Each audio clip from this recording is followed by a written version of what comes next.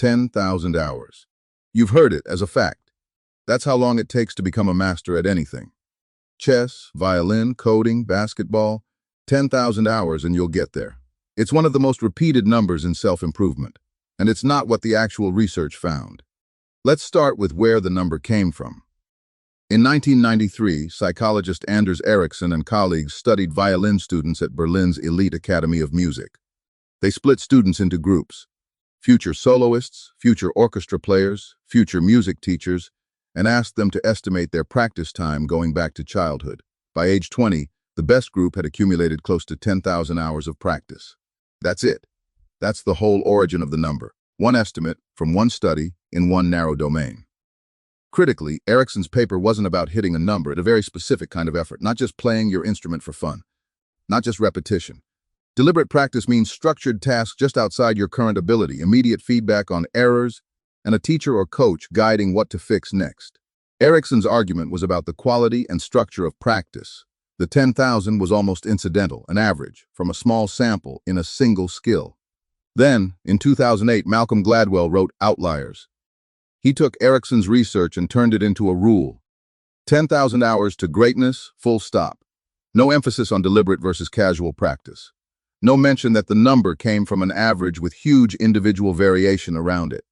Gladwell's version was clean, quotable, and completely missing the nuance that made the original research meaningful. It became one of the most cited facts in business books, TED Talks, and coaching advice for the next decade. Ericsson pushed back publicly. He wrote articles and, later, a whole book, Peak, specifically to correct the record. His point was blunt. It's not the hours, it's what you do with them. 10,000 hours of unstructured, unfocused repetition won't make you an expert in anything. And some people in his own data reached elite levels with meaningfully fewer hours, while others practiced just as long without reaching the same level. The number was never the mechanism. The mechanism was deliberate practice, and even that doesn't fully explain outcomes.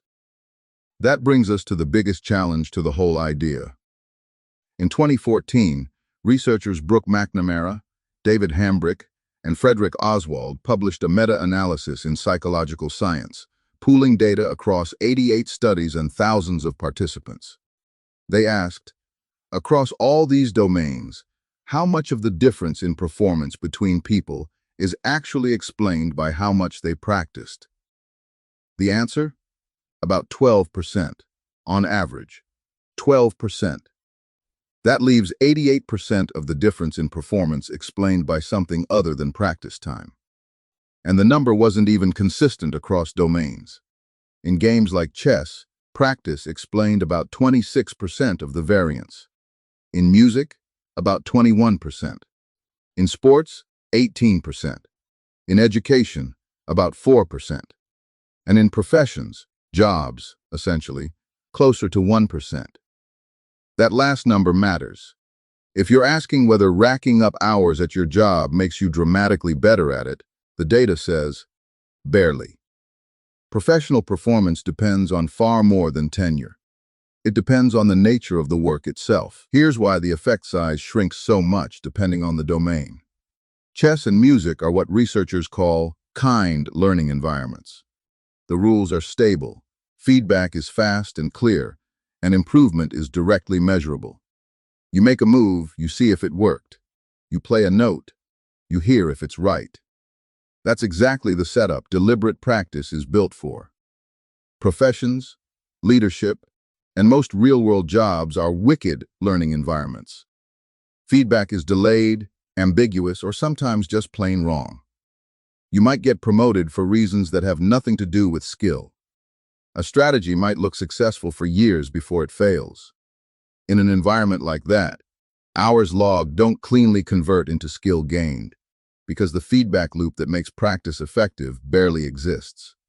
So if hours only explain a modest slice of the picture, what fills in the rest? Several things converge in the research. The age you started, which affects how your brain adapts to a skill early on. The quality of coaching and feedback you had access to. Not just any coach, but ones who correct errors precisely and often. genetic factors that influence working memory, motor learning speed, and other traits relevant to a given domain, and plain access to instruments, opportunities, or environments that let you practice deliberately in the first place, which itself is unevenly distributed. None of this means practice doesn't matter. It clearly does. In every single domain studied, more deliberate practice correlated with better performance. The myth isn't that practice helps.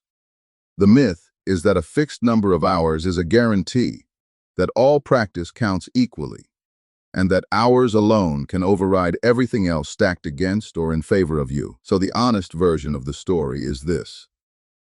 There's no 10,000-hour finish line. There's quality of practice. There's the kind of environment you're practicing in. There's when you started, and there's a genuine amount of built-in variation between people that no amount of hours fully erases. Gladwell's version made a great story. Ericsson's actual research, and everything published since, tells a messier, more useful truth. Next time, we're looking at another number everyone assumes is settled science. And it isn't either.